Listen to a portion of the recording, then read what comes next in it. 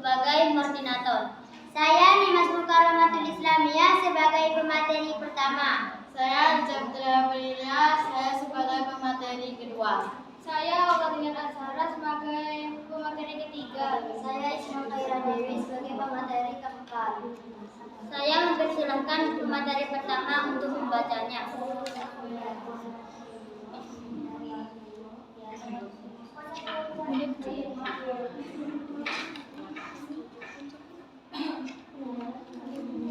Bab 1. Pendahuluan. A. Latar belakang. Biofuel saat ini telah berkembang menjadi salah satu energi alternatif dari bahan bakar fosil.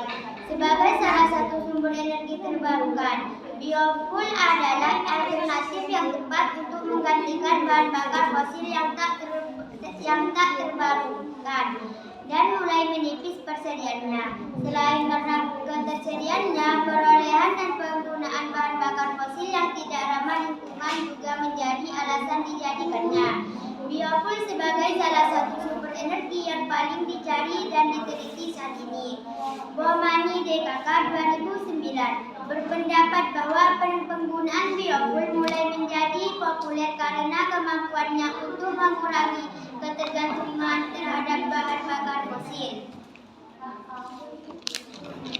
2. B. Rumusan masalah. Apa manfaat dari biofuel? Apa yang dimaksud biofuel dan contohnya? C. Tujuan pemaparan ini untuk mengetahui lebih dalam tentang energi alternatif biofuel. D. Dimanfaatkan.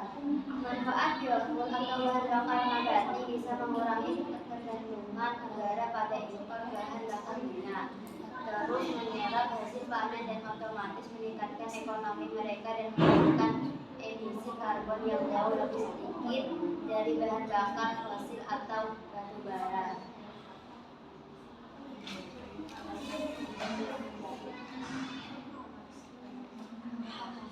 Bab 2. Pembahasan. Manfaat biofuel atau bahan bakar nabati bisa mengurangi ketergantungan negara pada impor bahan bakar minyak, terus menyerap hasil panen yang otomatis meningkatkan ekonomi mereka dan menghasilkan emisi karbon yang jauh lebih sedikit dari bahan bakar fosil atau batu bara.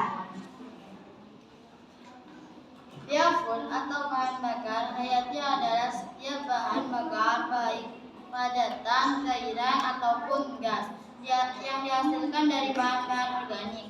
Biofuel dapat diproduksi langsung dari tanaman atau secara tidak langsung dari limbah industri, komersial, domestik atau pertanian. Biofuel dapat diproduksi langsung dari tanaman atau secara tidak langsung dari limbah industri, komersial, domestik atau pertanian. Ada 3 cara untuk membuat biofuel membakar limbah organik kering seperti limbah rumah tangga, fermentasi limbah basah seperti limbah hewan, tanpa oksigen untuk menghasilkan biogas dapat kandungan metana hingga 60%. Fermentasi menghasilkan 2 jenis biofuel yaitu alkohol dan ester. Bahan-bahan ini secara teori dapat digunakan untuk menggantikan bahan bakar fosil. Namun, karena perubahan mesin besar, kadang-kadang diperlukan biofuel umumnya dicampur dengan bahan bakar fosil.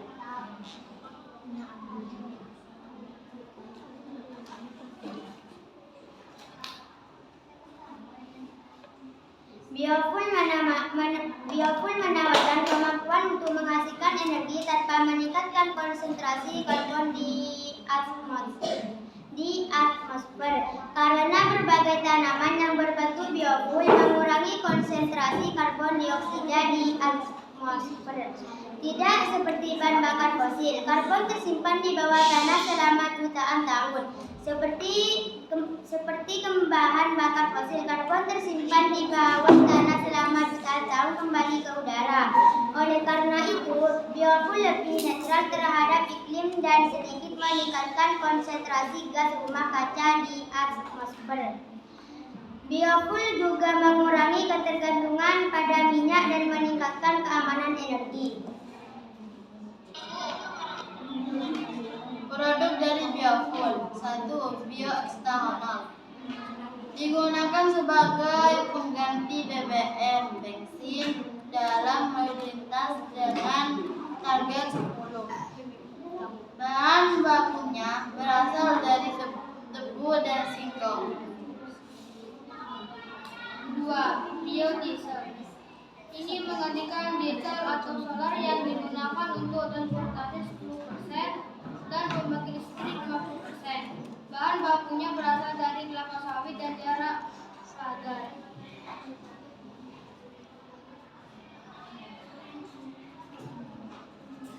Bioair sebagai pengganti minyak bakar atau oil, sehingga 50% sebagai pengganti minyak berpanas, heating oil untuk industri. Bahan bakunya adalah minyak kelapa sawit dan garam.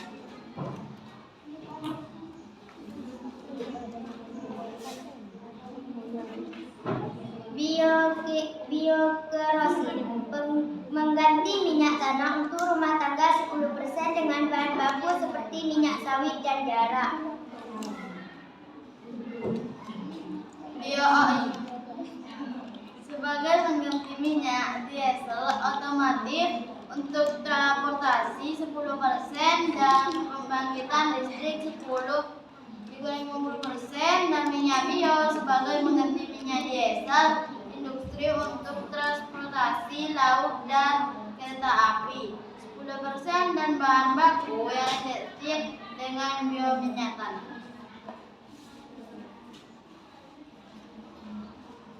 Data Kementerian Energi dan Sumber Daya Alam juga menyebutkan sejumlah pembangkit listrik yang menggunakan bahan bakar nabati. Bioair sebagai bahan bakar alternatif. Indonesia secara aktif mengembangkan industri biofuel melalui industri biodiesel dan bioetanol. Peran industri menjadi semakin penting karena kondisi harga minyak mentah saat ini berfluktuasi dan cenderung meningkat dan ketersediaan semakin dibatasi.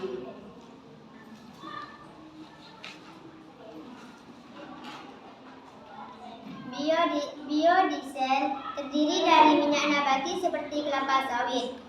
Sedangkan bioetanol terdiri dari bahan-bahan manis atau bertepung seperti tetes tebu.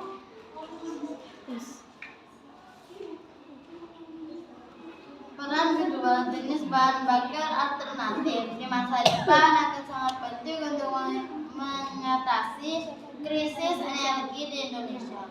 Selain mendukung mekanisme pembangunan bersih sebagai diatur dalam protokol Kyoto, menggunakan biofuel juga akan meningkatkan ekonomi Indonesia. Mungkin ada pertanyaan dari kelompok lain? Ada. Apa manfaat karbon untuk energi alternatif biofuel?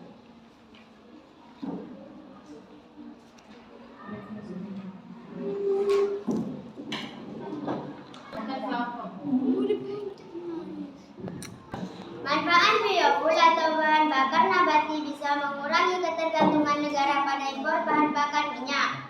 Terus menyerap hasil panen yang otomatis meningkatkan ekonomi mereka dan menghasilkan emisi karbon yang jauh lebih sedikit dari bahan bakar fosil atau batu bara.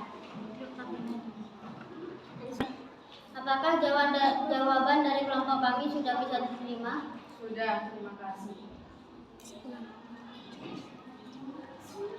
Cukup sekian video dari saya.